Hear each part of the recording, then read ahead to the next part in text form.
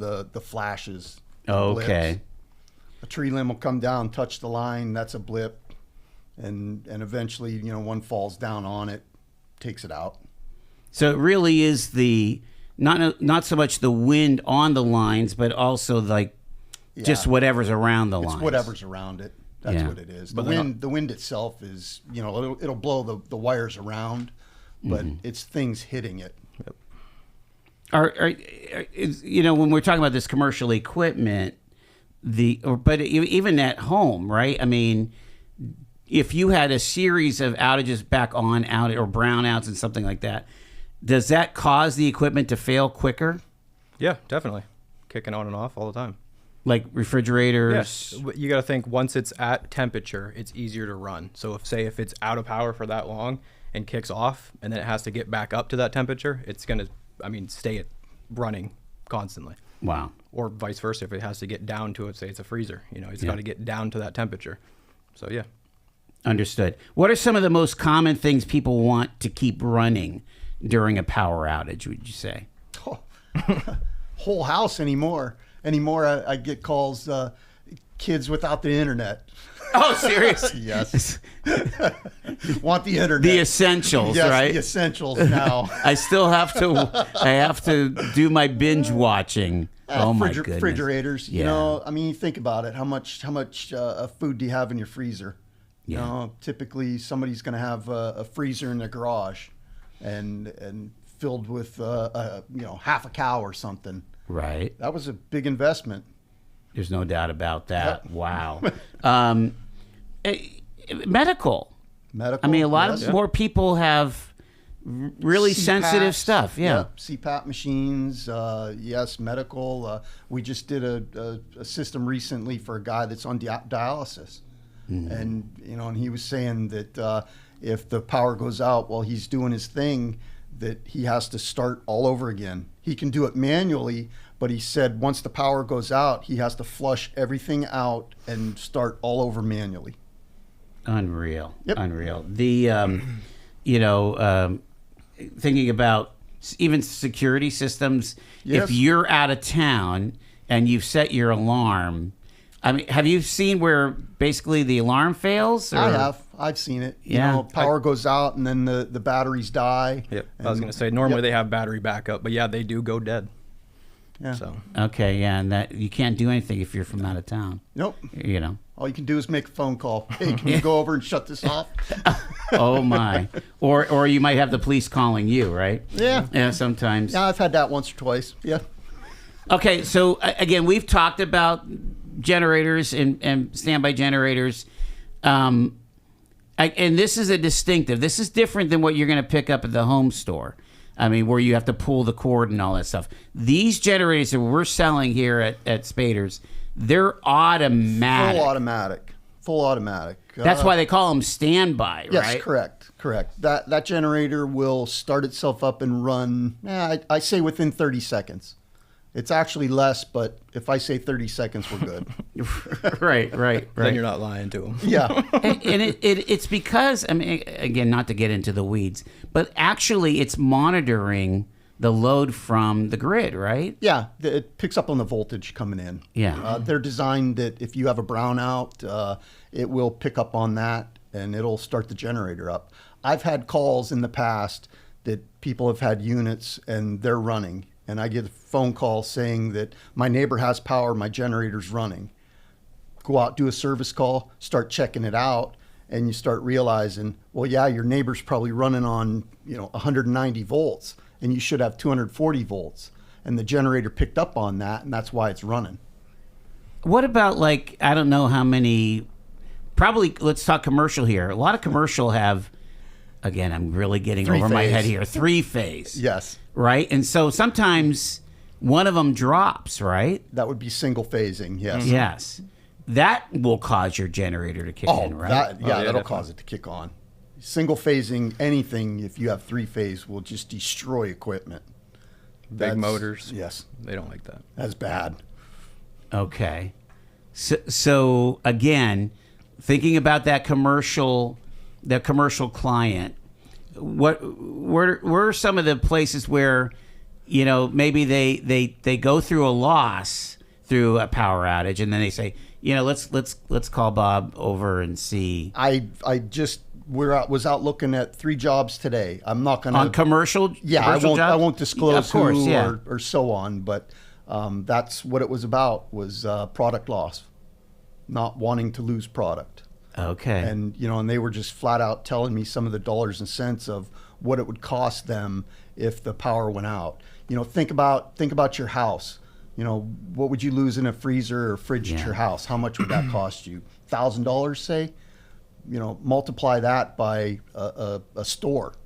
That could be 50, 100,000. So the cost of a generator in the overall scheme is not that bad. If you're talking about light manufacturing too, I'm thinking about how manufacturing works. It's all computers and stuff. A CNC lathe, and that's I don't know what's that. Said very pricey. Very pricey, and I would think that you would have to consider consistent power, wouldn't you, for something like that? Yeah, that's big, like machine shops. Yeah, they go down and they can't make their product that day. They can't continue on with production. Sending people home. Yeah. Yeah, you lose days worth of work. Backs you up. Dollars and cents. Time is money. Is a great question. Why do people think after a storm like we just had, these series of storms, why is your phone ringing off the hook right now? you know what why? I mean? Because nobody wants to deal with it until the power goes out. Yeah. Now that it's been out, I get the phone calls and they're trying to prepare for the next storm. Unreal. Yeah. The if we're talking about advice, especially both commercial and homeowners, when they're thinking about a generator, again, this is instructive what we've been through just recently, right? It's not as expensive as you think. Yeah. When you sit and you look at what you're going to lose not having it, and weigh that out, it's not as expensive as you think. Mm-hmm. Yes. All right, let's pivot to food service. And Zach, I guess this is another part of William T. Spaeder I had no idea you guys were involved in, that you're actually doing commercial food service repair. Yeah. So what are some of the equipment that you work on? I mean, we go to restaurants, like commercial kitchens, food trucks, hotels. We go to everywhere. Any commercial atmosphere, and repair their stuff, preventative maintenance. I mean, from the hood all the way down to the sinks, or yeah. Well, we do disposals all the time. Oh yeah. Yep. Yeah. You probably don't get into the grease. You clean grease traps pretty frequently. You guys do? Yeah, we sure do. Yeah, that's a wild part of the kitchen experience, isn't it? I hear a lot, when the county goes and inspects, a lot of restaurants get dinged on their hoods. Yeah. Why is that? It's what it's used to take out the bad air. Yeah. And so you got to stay on the filters and definitely. and clean all that. Yep. Cleanliness. Correct. That's the biggest thing with a kitchen, is the cleanliness. Mm-hmm. Yes.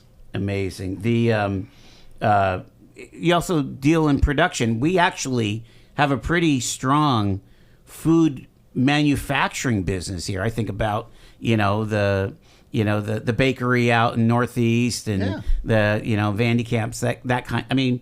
The donuts out in the West County. We do a lot of food. Yeah. Yep. There's a lot of places. Yeah, and again, are you working on some of that stuff on the line there? Yep.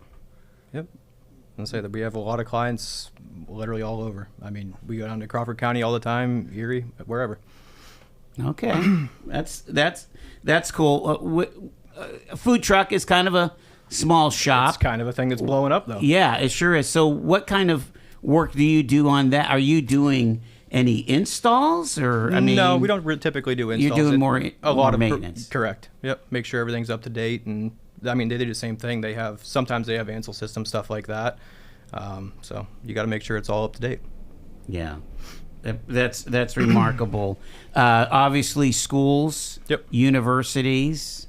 Again, those are big outfits, especially if you're Definitely. talking about the university. Pretty much any kind of commercial kitchen, we have guys that would work on it. They The- take care of Yeah. they'll take care of like the ranges, they'll do the refrigeration, they'll do on the hood side more the fans, that kind of Right. thing. We really don't do anything with an Ansel system per se. That Ansel system Yep. is that That's the that fire system. suppression. Yeah, Correct. we don't do anything with that. Yeah. But pretty much everything else, you name it in a commercial kitchen, we take care of it. Yep. That's wild. You also have here breweries and beverage production. Sure. And so, what would that entail? Again, I mean, a lot of times breweries have, big tank stuff like that. Cleaning out little parts of it, stuff like that. you guys will do that. It depends what it comes down to. But yeah, there's good times we do. Process piping. Yep. Oh, okay. The piping going between things, all of that stuff has. I Some mean, like type of- diagnosing a leak, or Yeah. Or there's piping that there'll be some refrigerated liquids going between tanks. We would take care of the refrigeration And then systems. also, I would say, and then on the other side too is breweries typically have food. So That's they- true, yeah. So they have food service equipment. absolutely. We mentioned the grocery stores and supermarkets. Yep. I would imagine that some spaces are tiny, and big. kind of dealing with that whole thing, Tight. right? Yeah. A lot of kitchens are pretty tight. What's a maintenance pro tip that you would give, let's say, that corner store proprietor? Keep up on your manufacturing recommendations of how soon the PM needs done. Something like that. What does that mean? Yeah. When it says to Preventative maintenance. correct when it needs done. I Keep mean, up- keep up on are it. they needing to clean Do you know the those- compressor underneath? those fins. Yeah. Those Yeah. fins on the back of your fridge, like the old school Yeah. fins on the back of your fridge. when they're all dusty? keep those clean. Yeah. If That's- not, it's harder for it to breathe. And Yep. It works twice as hard when Yep. those are dirty. You get that often with the heat outside. Refrigeration is the hardest working when it's hot outside. That makes a lot of sense. The most common service call, I guess we're kind of talking about it, is this whole refrigeration thing. Yep. you know? They're due to the heat. That's what it comes down to. When having that preventative maintenance done kind of just makes your lives easier, and it's going to save those guys money, I would think. Yeah. Yep, definitely. It's, up front, it's, how often it needs taken care of. And, you go take care of it. It's something that's not going to, going back to generators. If you take care of it, you get a generator ahead of time, you're not going to lose all your, all of your groceries. But in this world, if you're getting your preventative maintenance done, equipment's not going to break. You're still going to have your stuff. You won't get that surprise down the Yep. road, Right. And all of a sudden, all that product that you have sitting in that freezer is gone. Is that something that Spaeders will do, or will they work on like a maintenance schedule? Yes. Yeah. With the store owner or Yes. something? Yep. Just kind of say, hey, let's do this on this month and this on that month. Yeah, and- there's recommendations. Each manufacturer will have recommendations to say, PM your equipment at this interval. And when you think about it, what that proprietor has invested, let's say, in that walk-in refrigerator, Absolutely. or just even a smaller 3-door freezer. I remember shopping for some of this stuff. Yeah. It's huge investments. Again, come back to whatever you have in your fridge at your house. Triple that for one of those walk-in coolers, or it adds up fast. Yeah. Very fast. Will you do things like what do they call that? The magnetic strips, or do you ever have to work on like the actual mechanical Oh, yeah. of like a walk-in or Yeah. something? Yeah, all the time. The door latch. They get froze up. It's a famous There's- scene on The Bear Yeah, where yeah. he gets locked inside the freezer, right? Yeah, we'll go as far as replacing the seals on actual freezer doors. Okay, yeah. So you'll do all Yeah, that stuff. any of it. Yep. Okay. Well, that's good to know. Again, this is a great question I always like to ask when we have you guys on: is what makes Spaeder different? All of the different trades that we offer. You said at the start that I didn't realize you guys did that. It's because Yeah. we have so much that we can do. Wow. Yeah. And so, in order to kind of get a hold of you and to plug in on this, and maybe like get an idea of, because I would think like you want to have a financial plan or you want to have a plan for your, raising your kids or whatever.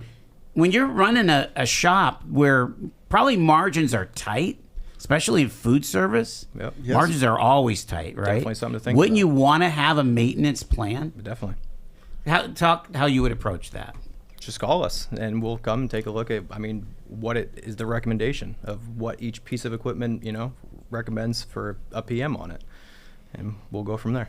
Get you on the schedule and get it taken care of. So we're talking everything from refrigeration to ranges, stoves, Yeah, flat tops. conventions, Yep. flat tops, Yep. the grill, Deep fryers, all of them. deep fryers. Yeah. Do any dishwashers? Yes. Okay. Yeah. Again, you could drop some major Booster coin. heaters on dishwashers. Oh, yeah. Yeah. If it's in a commercial kitchen, Yes. we'll look at it. Yeah, the coils go bad on the Yes, on they the do. booster heat. Yes, they do. I know this much to make myself dangerous, right? It's amazing though what it takes, and that just gets your chef, get your frontline workers more productive in a restaurant type situation or the cafeteria or That could be health department violations as Yep. well. Definitely. If your water's not hot enough, that's a health department violation. That's for sure. It's not killing the bacteria. Not enough chemical in the Yep. in the rinse cycles and so on. Oh yes.